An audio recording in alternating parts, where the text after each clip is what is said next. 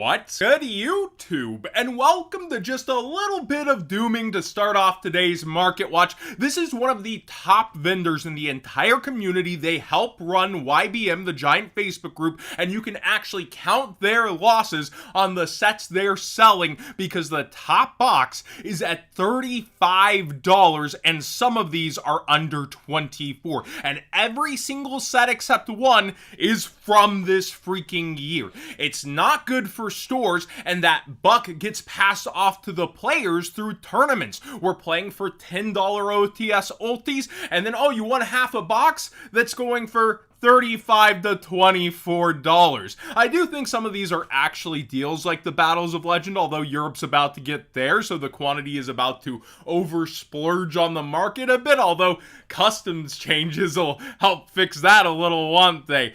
At the end of the day, though, I can want cheaper singles for the players and want more expensive max rarity. So many people thought it was a dunk to say, first you want cheaper cards and now you say they're too cheap. You can want cheap, easy access staples for the players and then want stuff in max rarity to hold value. Look at Necroquip Princess, a prime example that Konami can still get it right in the modern era. Released as a common, gets an easy access foil upgrade, and the Starlight is able to actually help sell a little bit of product. Now, are people diving in just for this? No, but these are the kind of things I want to consistently see for Yu-Gi-Oh! This is really good and an example of what Konami can go with and make product overall better with. But right now, there's not enough of that. And we see them choke out ratios on the singles. It's actually still harder to pull things than it was before 2020. We have more secret rares in core sets, which leads them to be harder to pull. We have more ultra rares. They didn't give you more of those pulls. They upped the pool of them. So it's actually harder to get things, not easier. A lot of comments got that wrong in the last video too. And on top of it, the product keeps showing that, hey, I'm not worth opening. And it ends up rotting like this to where it gets sold off. Let's go ahead and talk about Megatons though. A lot of reveals happened and it's awesome to see them do it at Worlds with Worlds players. That is a nice refresher. Back in 2019, good times. But these 10s, not quite as good and doing a couple egregious things in my opinion, while also giving a cool card for me to hunt, Chaos Sorcerer. Now, one of the big ones here that was going around is Pot of Greed, and I'm not as mad at this reprint of a QCR. You have this entire special product, but it's not like Pot of Greed was the one selling promo for it, even if it's the top one,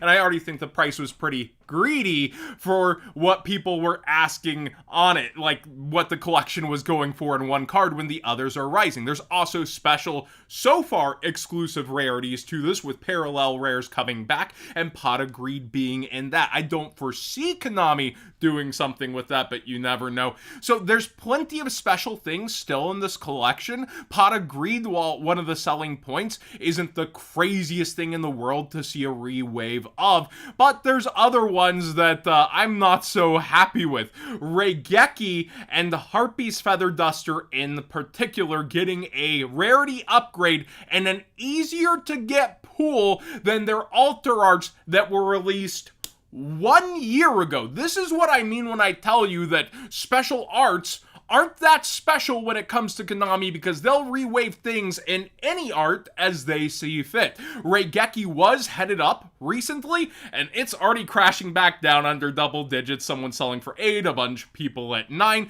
and the Harpies was already on the decline, although it had a bit of a spike recently, and it's continuing to go even further down. It is actually easier to get those Starlight rares, which I'm excited about. Pretty much this one, Chaos Sorcerer, along with the fact that we get Secret Mold Army. There are some good things to the thins. It's not all doom and gloom, but the set list is more bloated than me after 3 slices of Christmas pie. It is just not good to see us go through a set list of 450 cards once again. Here's a page of 50 starlights with not everything filled in. Then we start to go through the secret rares, another 50 secrets in the list, okay? And then we start to go through ultras, and we're at another 100, 150, and then the commons, and there's 150 commons. It is a crazy big set list, and that means you have to go through over 3 cases of 10s in order to end up seeing it all, where used to everything in the 10s could be seen on average in just 1 case.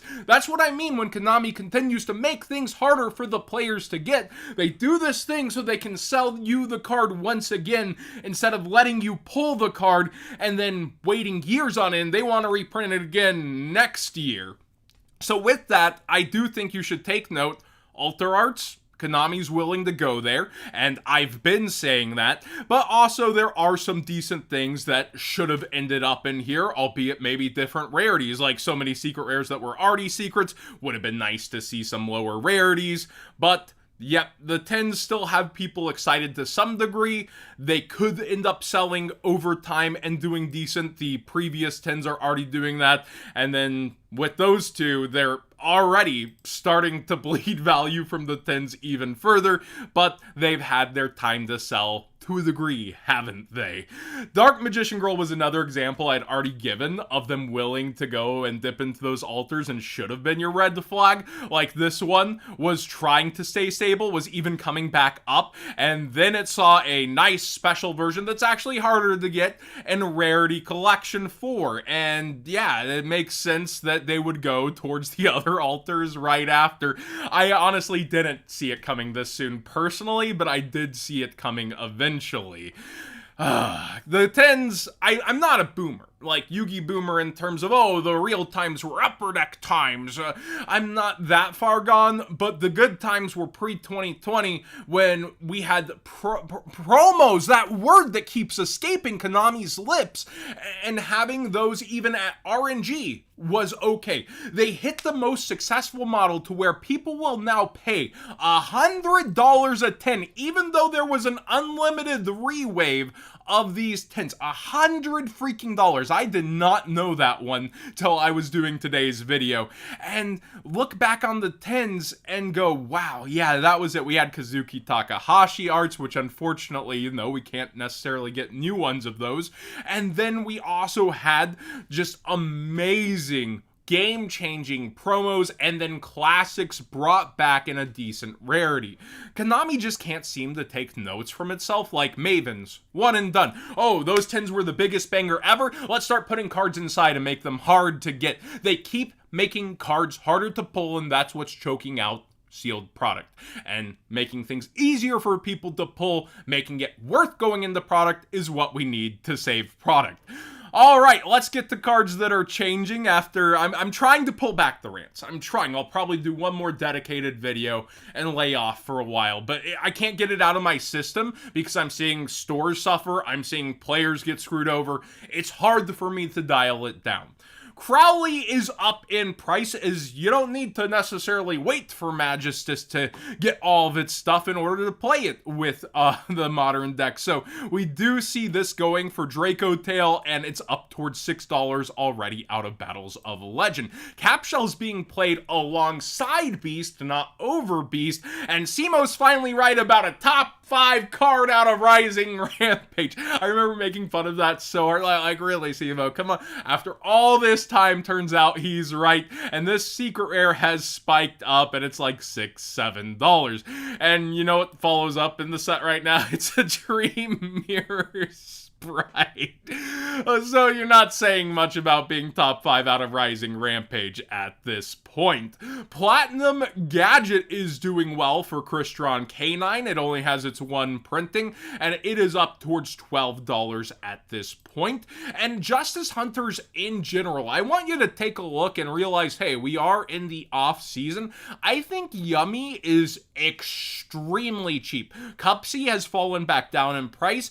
The Lolly and Cookie have fallen even further, so has Snatchy. I think it's a really good time to pick up this deck if you're interested. I know a lot of people are on Draco Tail because it's more fun to play, which more power to you. But if you want a deck just to play in modern locals and win some of that awesome prizing, I do think it is worth actually going for this deck at this point in particular, but you don't know what Banlist will end up doing to some degree. I would think that Konami would want this to continue to do well for a while since people are so keen on the format, and I don't think they'll be warping it too much since this managed to do that on its own. And like I said, this is kind of my example of a card where you can release it and you can make a nice version of it and people will still end up buying it and it will be a nice bonus to the product. I do think that they need to reflect on the entire product line of core sets, of side sets, of what was successful, why did you drop it when it was working for everything. Like, Tens realistically used to have something I call promo identity. Oh, that's the Pot of Desires 10. Oh, that's the Ghost Ogre 10. Oh, yeah. And that comes from an age where used to it was the promos and packs, but even past having these full sets injected in mega packs, you would still get that promo identity with the cards I'm talking about. You go back and it's like the Tour Guide 10 and Maxi. That is the main draw to those 10s. But with the promos, they were even able to get expensive again to where Konami could reprint them, even though it was that mass printed because the cards had that demand. They need to look at things like Mulch Armies as promos and not choking out a ratio to sell it again. Give everybody the Mulch Armies. Let them have access. Don't try to sell it again. And that's what we need. We need easier access cards. And for high rarity to matter, also, by the way, that's what's happening is high rarity just is watered down. It's easy access, and that leads that to be where people don't have any faith in high rarity and bleeds all the value out of the product and ends up like this.